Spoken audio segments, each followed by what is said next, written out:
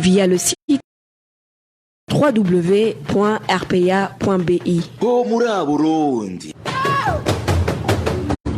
La loi pour rapatrier certains alors qu'il a refusé dans le passé l'accès au territoire à d'autres réfugiés. Sit-in ce matin devant les bureaux du fonds de logement du personnel de l'enseignement. Le désengagement et la remise des cotisations sont parmi les principales revendications de ces enseignants. Et les nouveaux députés ont tenu leur première session aujourd'hui. Mais la mise en place du bureau de l'Assemblée nationale pose problème. Vous aurez les détails. Par son mari la nuit de ce lundi en commune Bugabira de la province Kirundo. Selon les informations en provenance de la colline Nyakarama en zone Kionza, il était aux environs de 22 heures lorsque l'époux de la victime, nommé Léopold Gatabazi, âgé de 36 ans, a étranglé sa femme avec une corde et un moustiquaire. Les mêmes informations révèlent que le couple n'était pas en bon terme puisque le mari reprochait sans cesse de l'adultère à son épouse et plutôt. Deux personnes dont l'auteur du crime sont détenues au cachot de la commune Bugabira pour des raisons d'enquête. Nous n'avons pas pu joindre Eric Twizerimana, administrateur de la commune Bugabira, pour de plus amples précisions. Toujours dans la page sécurité, une personne a été tuée, poignardée la nuit dernière en commune Bugendana de la province Gitega. Selon des informations fournies par la population de la colline Chichwa sous colline Nyakabingo, Juvenal Bamamirubusa, un cultivateur âgé de 47 ans, a d'abord reçu un coup de gourdin au niveau de la tête pour par après être poignardé. C'était hier vers minuit. Le crime serait lié à des conflits fonciers selon les sources sur place. Les suspects sont les deux fils de la victime, l'un âgé de 18 ans et l'autre de 15 ans. Ils avaient passé la journée à partager un verre avec leur père. Ils sont pour le moment dans les mains de la police. Je vous le disais en titre, le 2 poids 2 mesures du régime CNDD-FDD dans le traitement des cas des réfugiés burundais résidant rentrés dans leur pays. Pour certains, le gouvernement burundais opte même d'enfreindre les lois afin de les ramener au pays natal, alors que pour d'autres, il leur refuse tout accès au pays. Le point avec Inès Gakiz. Le ministère de l'Intérieur est alors prêt.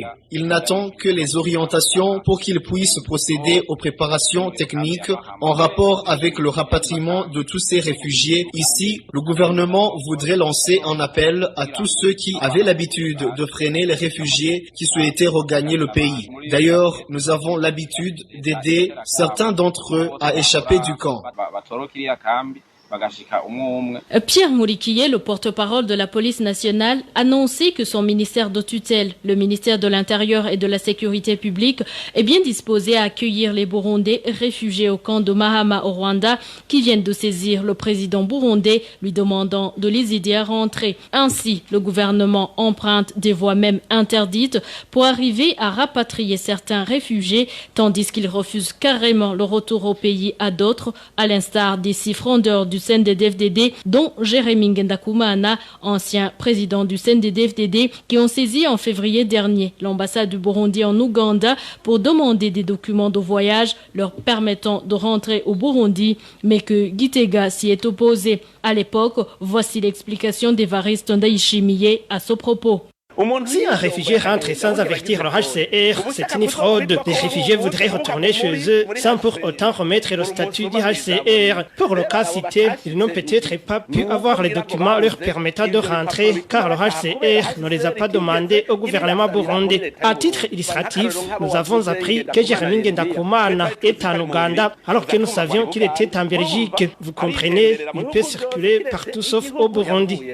Sur base des explications fournies par Évariste Ndayishimiye, en qualité du secrétaire général du parti CNDD-FDD, Pierre Mourikié vient d'avouer que Gitega participe dans des actes de fraude tels que décrits par Évariste Ndayishimiye dans une conférence de presse animée le 25 février dernier. Le gouvernement burundais, en aidant certains réfugiés à s'échapper du camp, est un acte frauduleux et une violation des droits internationaux des réfugiés aux yeux d'Évariste Ndayishimiye, actuel chef d'État burundais si on s'en tient aux procédures bien précises qui doivent être respectées. Voici sa lecture des procédures il y a de cela 5 mois. Si tu t'es déjà exilé, il y a des voies bien précises à emprunter pour pouvoir rentrer chez toi. Les réfugiés sont sous protection des lois internationales. Regardez même sur les titres de voyage octroyés aux réfugiés. C'est bien marqué qu'il est d'usage dans tous les pays du monde, sauf le pays d'origine des réfugiés. Alors, il fallait qu'ils s'adressent au HCR, remettre leurs documents exprimant son désir de rentrer. Automatiquement, le HCR allait avertir le gouvernement burundais que tel et tel Burundais voudrait rentrer. Bref, en se référant à ces explications du numéro 1 burundais, Pierre Nkurikiye a donc hier avoué aussi que le régime CNDD-FDD viole sciemment les lois qu'il connaît très bien. Et entre-temps, le gouvernement du Rwanda se dit prêt à collaborer avec le HCR et les gouvernements concernés pour faciliter un retour digne et sécurisé des réfugiés qui choisissent de rentrer chez eux. Il réitère également son engagement de protéger les réfugiés sur son territoire. Dans un communiqué de ce lundi, le ministère rwandais en charge des urgences indique qu'il est convaincu que le rapatriement volontaire est une solution durable pour les réfugiés conformément aux conventions internationales et aux lois rwandaises. Le Rwanda réagit après que certains réfugiés burundais du camp de Mahama aient adressé une correspondance au président de la République du Burundi pour réclamer leur rapatriement. Et justement, à propos de cette correspondance et pétition, certains réfugiés du camp de Mahama font savoir qu'ils figurent sur cette pétition sans être consultés. Ils indiquent que les signataires de cette pétition ont d'autres visées ou un agenda caché. Les détails avec Emmanuel Niungeko. Cette femme ne cache pas son étonnement. Elle figure sur la liste des 331 réfugiés burundais du camp de Mahama, une liste qui a été envoyée au président de la République du Burundi, Evariste Ndayishimiye, pour solliciter la facilitation de leur rapatriement. Elle a été inscrite avec toute sa famille, composée de 8 personnes, à son insu. Elle affirme que personne ne les a consultés pour discuter de ce rapatriement. Selon elle, il n'est pas encore temps de rentrer.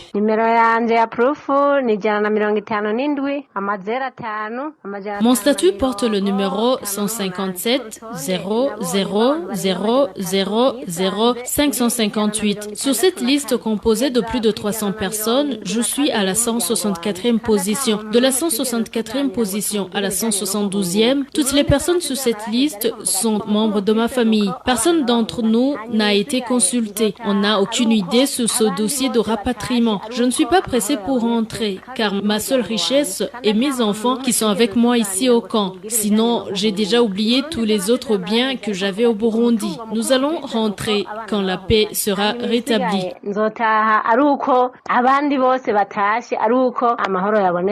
Cette autre femme a elle aussi une famille, mais s'est retrouvée seule sur la liste. Pourtant, elle ne reconnaît personne parmi ceux qui ont signé sur cette liste. Je m'appelle Jacqueline Kangabile du village 8. Je suis mère de 7 enfants. J'ai appris que mon nom est inscrit sur la liste des personnes qui désirent rentrer au pays. Je ne connais personne de ces gens-là qui ont confectionné cette liste. Je me demande comment ils ont mentionné mon nom seulement. Si j'étais parmi ceux qui veulent rentrer, je ne pouvais me faire inscrire seule en laissant mes enfants.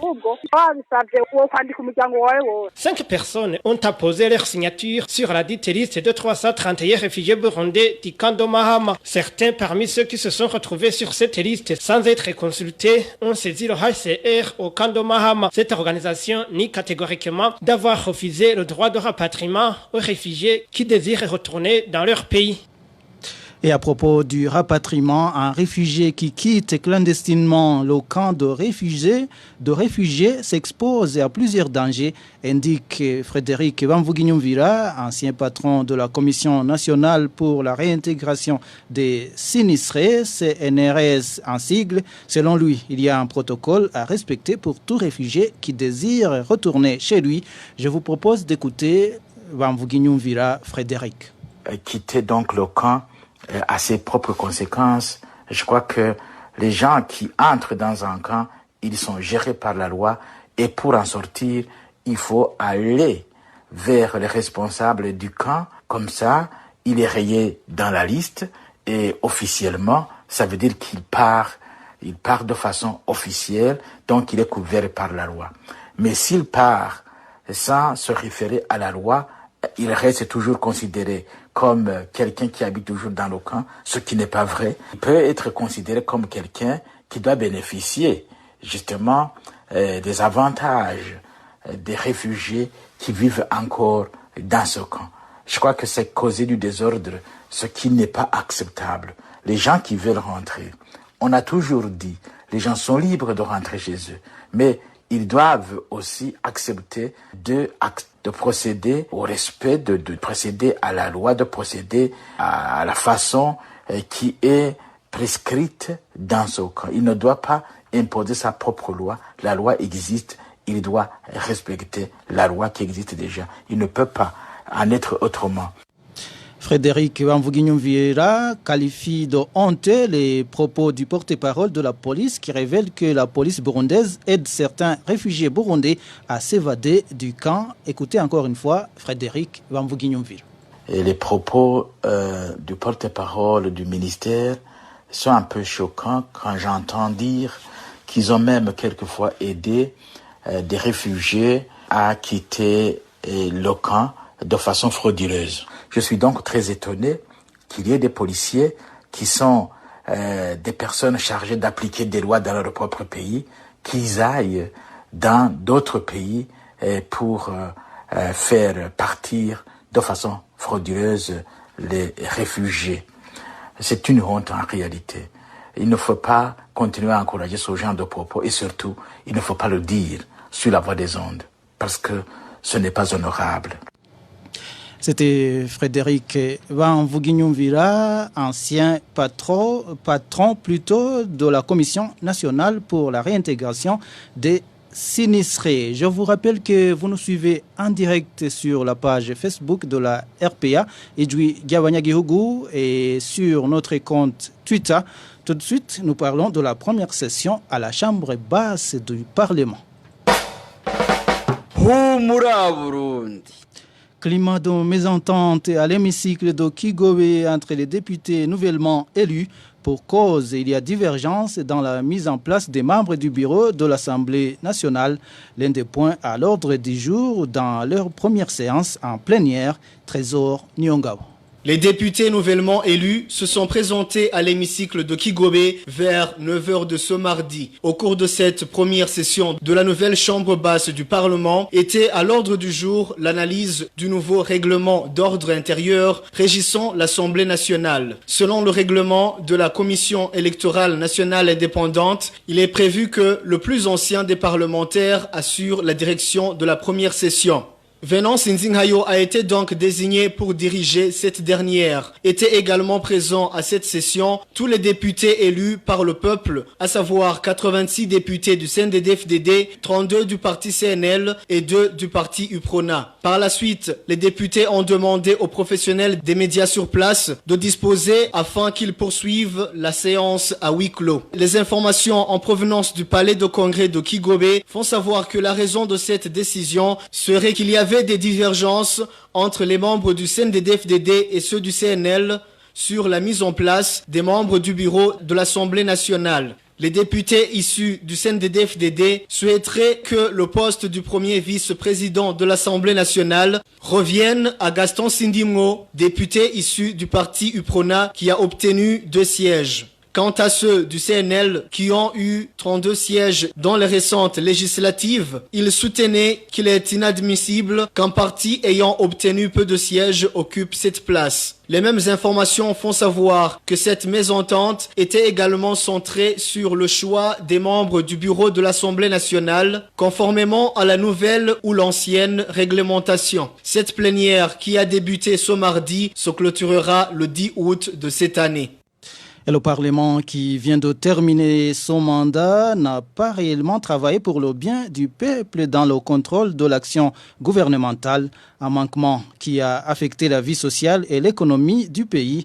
Propos de l'ancien député issu du parti au pouvoir, le CNDD-FDD, Aimé Nkurunziza, indique que même si le gouvernement pourrait s'ingérer dans les activités du Parlement, il existe des stratégies pour que les parlementaires votent des lois en faveur de la population. Suivez Aimé Nkurunziza. Prenons par exemple sur le plan politique et diplomatique. Qu'est-ce que ces députés-là ont fait pour que l'espace politique soit déverrouillé? Le Burundi est toujours sous sanctions, ça vous le savez.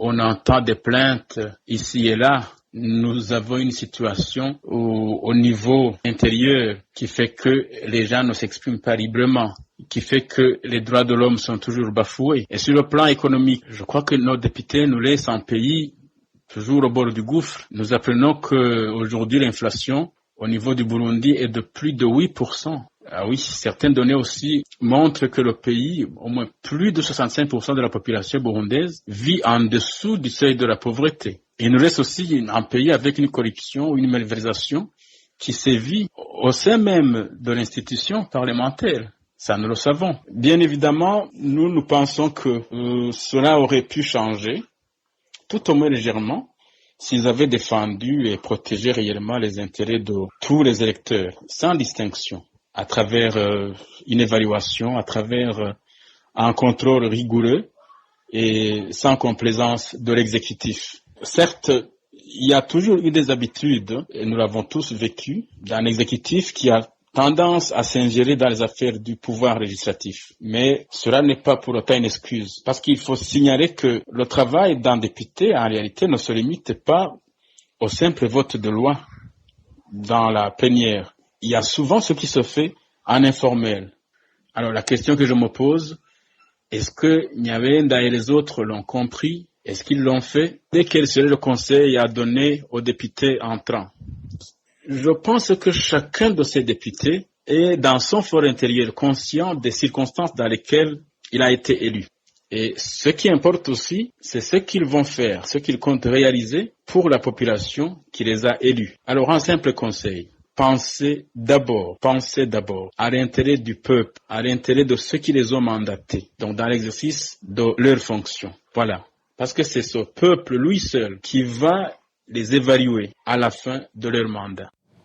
Je vous rappelle que vous pouvez également recevoir le magazine Humura Burundi en nous envoyant un message sur notre WhatsApp. C'est le plus 49 151 294 16 348. Une courte pause et nous parlons de la rencontre des agences onusiennes avec le ministre burundais des Affaires étrangères. Humura Burundi. Les différentes agences onusiennes basées au Burundi sont sollicitées pour soutenir le plan national de développement 2018-2027. Cette requête a été formulée aujourd'hui par Albert Shingiro, ministre burundais des Affaires étrangères et de la coopération au cours d'une rencontre avec ces agences. De plus, il a sollicité l'aide de ces organisations pour le plaidoyer de lever des sanctions qui pèsent sur le Burundi. Suivez Albert Shingiro, c'est le ministre des Affaires étrangères et de la coopération au développement. Je viens de rencontrer les représentants des agences des Nations Unies basées à Bujumbura. Nous étions en train de parler des programmes de développement, notamment le plan national de développement, mais aussi le plan national de développement entre le Burundi et les Nations Unies, communément appelé UNDAF. Ces deux cadres de coopération doivent être privilégiés. Donc nous avons partagé cette volonté de travailler ensemble pour que nous puissions mettre en application très rapidement ces deux plans et dans l'intérêt des Burundais, dans l'intérêt aussi des partenaires du Burundi. Comme vous le savez, vous connaissez tous le contexte dans lequel ces sanctions ont été prises. Ce sont des sanctions qui ont été prises très précipitamment pour des raisons purement politiques. Nous pensons que maintenant la page de 2015 doit être tournée. Nous devons maintenant réouvrir une nouvelle page avec nos partenaires pour travailler ensemble dans la confiance totale, dans la transparence pour que nous puissions avancer ensemble pour des intérêts communs. Vous savez, aucun pays au monde ne se suffit pas, donc nous devons travailler ensemble. Ils ont besoin de nous, nous avons besoin d'eux, donc nous devons travailler ensemble en harmonie, dans la coopération, bien évidemment dans le respect de l'appropriation nationale. Nous sommes les chefs d'orchestre, si je peux dire ainsi, de notre propre développement. Les partenaires viennent uniquement en appui, donc nous pensons que ces sanctions-là vont être élevées dans les prochains mois. C'est la volonté partagée avec nos partenaires que j'ai déjà rencontrés dans ce sens-là. Bon, je ne vais pas les citer un à un, mais j'ai rencontré tous les partenaires, que ce soit les Européens, les Africains, tout le monde. Ceux qui ont pris des sanctions, on en a parlé, ils sont prêts à les lever, ça c'est certain, ils sont prêts à les lever, et puis c'est aussi une volonté partagée. Voilà, c'est le ministre des Affaires étrangères, Albert Shingiro, qui donnait un compte rendu après la rencontre avec les différentes agences onusiennes basées au Burundi. Parlons éducation. Ce matin, les enseignants, membres du Fonds du logement du personnel de l'enseignement, FLE en sigle, ont fait un sit-in devant le bureau de cette organisation. La cause est que ces enseignants se lamentent que les responsables de la dite organisation ne leur facilitent pas la tâche, même si l'on veut se désengager avec cette organisation. Vicky Chris Ninheretse a plus de détails.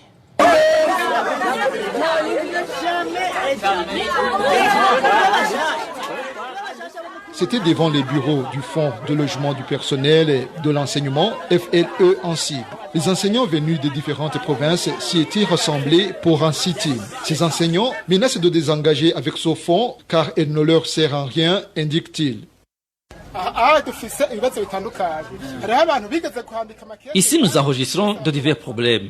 Il y en a des membres qui avaient déposé des lettres pour quitter le fonds. Leur argent a été remboursé, mais ils s'observent toujours des retenues progressives sur leur salaire. Moi, j'ai présenté ma lettre de désengagement depuis mars 2018, mais ils continuent de retenir de l'argent sur mon compte. La question qui se pose, c'est de connaître la raison de ce retenu jusqu'à aujourd'hui. Il y en a ceux qui ont présenté leur lettre de désengagement depuis longtemps, mais ils continuent de constater des retenues sur leur compte. L'objectif principal est de quitter le fonds. Certains de ces enseignants parmi les manifestants réclament plutôt leur argent épargné. À propos de ces doléances des enseignants, Emmanuel Machandari, un des responsables du Fonds de logement du personnel de l'enseignement, a indiqué que le problème est connu et qu'ils sont à l'œuvre pour y remédier. Je veux d'abord qu'ils arrêtent de retenir de l'argent sur les comptes et puis qu'ils élaborent un plan de restitution de l'épargne car ils sont au dépôt dans les banques qui nous ont financés. Je vous ai dit que nous sommes au 3e lot. Je veux demander à ce qu'on en affiche la photocopie afin que celui qui ne s'y trouve pas aille vérifier sur un autre lot. Le dit fonds compte pour membres les enseignants de l'école primaire et secondaire. Et parlons santé pour clôturer cette édition. La campagne de dépistage du coronavirus n'a pas encore débuté dans la plupart des provinces du Burundi. Jusqu'à présent, ce dépistage n'a été effectué que dans 3 provinces. Et pourtant, le ministère de la Santé publique est satisfait. Les détails avec Walter Kuizer.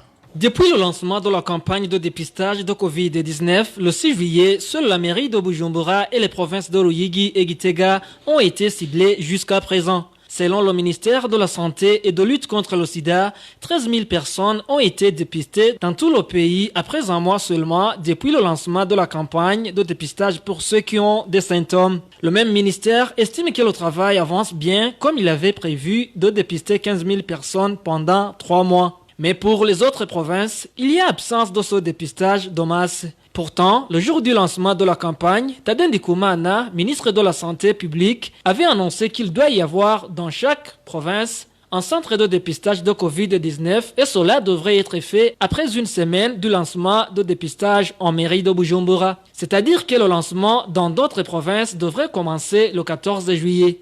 Mais jusqu'aujourd'hui, rien n'a été fait. Selon les statistiques du ministère de la Santé, 395 personnes ont été testées positives à la Covid-19 dans tout le pays depuis le début de la pandémie.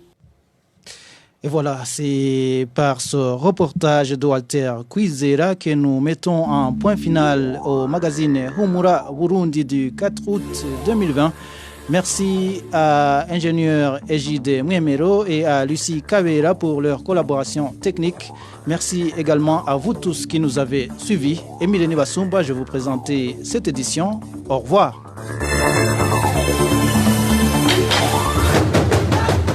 C'était le magazine Humura Burundi. Un magazine complet pour relier les Burundais en exil et ceux toujours au pays à travers une information de qualité.